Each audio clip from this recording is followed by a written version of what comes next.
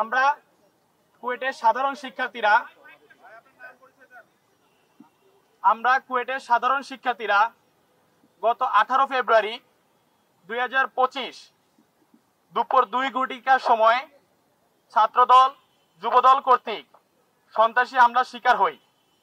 আমাদের ক্যাম্পাসের ভিতরে এবং বাইরে দা, রামদা, চাপাতি এমনকি বন্দুক দিয়ে আমাদের সাধারণ ছাত্রের উপর আক্রমণ করা হয়, যেখানে 1.5 শতাধিক ছাত্র আহত হয়। তার পরিপ্রেক্ষিতে আমরা মূলত আজকে এখানে এসেছি। আমরা যদি একটু পিছনের দিকে বলতে চাই, আপনারা হয়তো জানেন 18 তারিখ ওই হামলার আগেই আমরা আমাদের মাননীয় ভিসি স্যারকে জানিয়েছিলাম, স্যার আমাদের ক্যাম্পাসে এরকম একটি হামলা হতে পারে, ক্যাম্পাসে রাজনীতি অনুপ্রবেশের চেষ্টা করা হচ্ছে। আমাদের কুয়েট ক্যাম্পাসে ছাত্র রাজনীতি সম্পূর্ণ নিষিদ্ধ ছিল। ছাত্র রাজনীতি সম্পূর্ণ নিষিদ্ধ থাকা অবস্থায়ও ছাত্রদল কুয়েট ক্যাম্পাসে এসে ফর্ম বিতরণ করে নতুন এবং পুরাতন ছাত্রদের মধ্যে।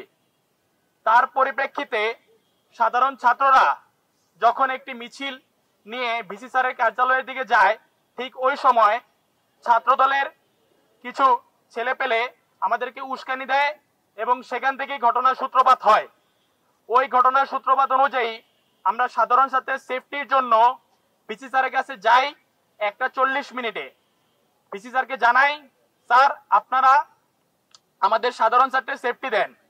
স্যাররা আমাদের সেফটি দিবে বললেও স্যাররা সেফটি নিশ্চিত করতে পারেনি। আপনারা জেনে থাকবেন কুয়েট ক্যাম্পাস থেকে আর্মি ক্যাম্প মাত্র 10 মিনিটের দূরত্ব। সেই আর্মি আসতে 4 ঘন্টা লাগিয়েছিল। রক্তাক্ত হয়েছে আমাদের অনেক ভাই। আপনারা জানবেন অনেকে ঢাকায় ভর্তি আছে, মাথায় 26টা সিলি লাগছে এমন অবস্থা আছে।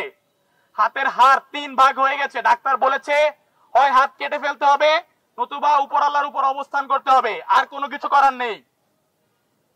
ওই অবস্থায় 18 তারিখ সন্ধ্যার সময় যখন আমরা ভিসি স্যারের কাছে গিয়ে বলি, স্যার আপনি স্বীকার করেন আজকের এই ঘটনা আপনি ভালোভাবে হ্যান্ডেল করতে পারতেন, আমাদের নিরাপত্তা নিশ্চয় করতে পারতেন, আপনি পারেননি, এর দায়ভার আপনার, এর জন্য ব্যর্থ আপনি। স্যার বলেছেন উনি ব্যর্থ হননি।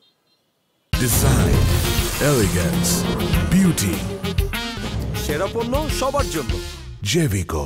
কুয়েটের সর্বোচ্চ ক্ষমতাধর একজন মানুষ কুয়েটের সাধারণ ছাত্রের নিরাপত্তা দিতে পারেনি। কুয়েট ক্যাম্পাসের ভিতরে ঢুকে বহিরাগত ছাত্রদল যুবদল সন্ত্রাসীরা আমাদের কুপিয়েছে, যার ভিডিও আমরা আপনাদের দিয়ে দিব।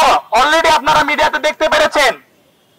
এর পরিপ্রেক্ষিতে আমরা যখন বলেছি, স্যার আপনি যদি ব্যর্থ না হয়ে থাকেন তাহলে এর দায়ভার কে নেবে? স্যার বলে আমি ব্যর্থ হইনি, আমি পেরেছি, আমার 2 ঘন্টা সময় লেগেছে। 10 মিনিটের দূরত্ব থেকে আর্মি আসতে কিভাবে 2 ঘন্টা সময় লাগে স্যারের মতে, যেখানে আমাদের মতে সময় লাগছে 4 ঘন্টা। 1:40 বলার পর হামলা হয়েছে 2:30টায়। ক্যাম্পাসে পুলিশ আর্মি ঢুকছে 5:30টায়। আপনারা এই ভিডিও দেখে থাকবেন যে আর্মি বলছে ওনাকে ঢুকার পারমিশন দেওয়া হয় নাই। তাহলে এর দায়ভার কে নিবে? এমত অবস্থায় সাধারণ ছাত্ররা 6 দফা দাবি নিয়ে প্রশাসনের কাছে উপস্থিত হয়। সেই 6 দফার প্রথম 5টি দফা ছিল এরকম যে কুয়েটে ছাত্র রাজনীতি নিষিদ্ধ করতে হবে সম্পূর্ণ, কেউ ছাত্র রাজনীতির সাথে সংযুক্ত থাকলে তাকে বহিষ্কার এবং ছাত্রত্ব বাতিল করতে হবে, সাধারণ ছাত্রদের নিরাপত্তা নিশ্চিত করতে হবে, যারা আহত হয়েছে তাদের আর্থিক সহায়তা দিতে হবে এবং কুয়েটের প্রশাসনকে স্বীকার করতে হবে যে ছাত্রদল কর্তৃক সাধারণ শিক্ষার্থী আহত হয়েছে এবং যারা এই সন্ত্রাসী হামলার সাথে সংযুক্ত ছিল তাদের বিরুদ্ধে ব্যবস্থা নিতে হবে এবং মামলা করতে হবে। এই 5টি দাবি মেনে নেওয়ার আশ্বস্ত করা হয়, কিন্তু বিন্দু পরিমাণ মেনে নেওয়া হয় নাই। আমরা নিজেরা ছাত্ররা সন্ত্রাসীদের চিহ্নিত করে এনেছি। আপনারা দেখবেন আমাদের হাতে পোস্টার ঝুলছে, সেখানে কুয়েট প্রশাসন 400 বা 500 জন এরকম একটি সংখ্যার সন্ত্রাসীদের নামে অজ্ঞাত মামলা করে। অজ্ঞাত মামলার আসামি কে থাকবে? আমরা যদি নিশ্চিত করে বলতে পারি এরা ছিল আসামি, কুয়েট প্রশাসন কেন পারবে না? এরকম প্রত্যেকটি বিষয়ে হেলাফেলা করা হয়। 5টি দফা তো আমি বললাম। 6 নম্বর দফাটি ছিল এই যে কুয়েট এর ভিসি স্যার এবং প্রভিসি স্যারকে পদত্যাগ করতে হবে, কারণ উনি আমাদের সেফটি নিশ্চিত করতে পারেননি, উনি ব্যর্থ হয়েছেন। এমত অবস্থায় উনি বলেন উনি পদত্যাগ করবেন না।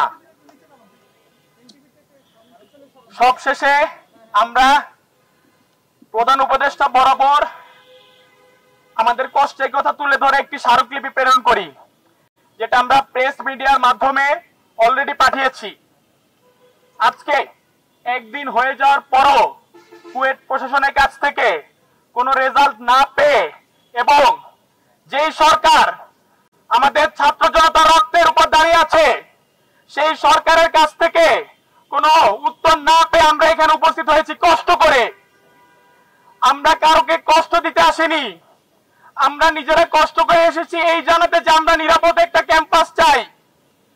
আমরা ক্যাম্পাসে নিরাপদ ফিল করছিলাম না, আমরা নিজেরা পুলিশ থেকে ক্যাম্পাসের ভিতর বাস ঢুকিয়ে নিজেদের অর্থায়নের টাকা উঠিয়ে তারপর আমরা এখানে এসে উপস্থিত হয়েছি এই ভেবে যে মাননীয় প্রধান উপদেষ্টা আমাদের দাবিটা মেনে নেবেন, আমাদের ক্যাম্পাসটা নিরাপদ করে দিবেন যেন আমরা সেখানে পড়াশোনা করতে পারি, আমাদের বাবা মা আমাদের সেখানে পাঠায় যেন আমরা নিরাপদে থাকতে পারি।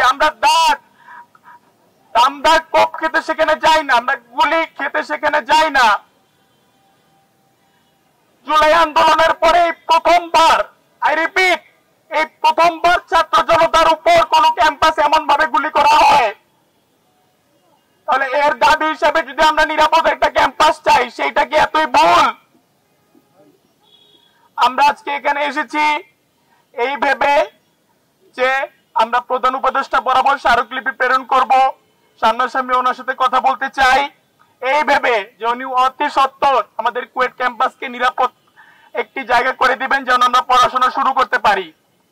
এর আগ পর্যন্ত আমাদের ক্যাম্পাস নিরাপদ না হওয়া পর্যন্ত, আমাদের 6টি দাবি মেনে না পর্যন্ত, নতুন ভিসি স্যার নিয়োগ হওয়ার আগ পর্যন্ত আমরা ক্যাম্পাসে নিরাপদ ফিল করছি না, আমরা ক্যাম্পাসে যাওয়ার সাহস করতে পারছি না।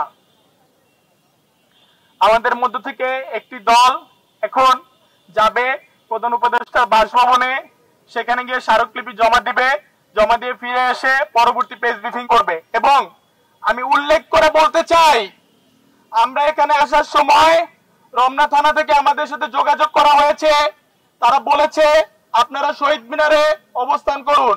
আমরা বলেছি ঠিক আছে, আপনি যেখানে বলবেন আমরা সেখানে অপেক্ষা করব, কারণ আমরা সাধারণ মানুষের কষ্ট দিতে আসিনি, সাধারণ মানুষকে কষ্ট দিতে চাই না।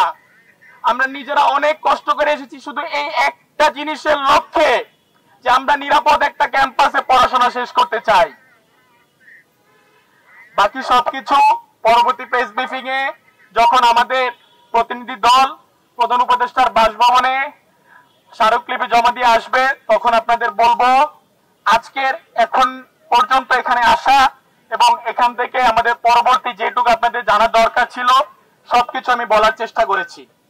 আপনাদের যদি কোনো প্রশ্ন থাকে আপনারা করতে পারেন।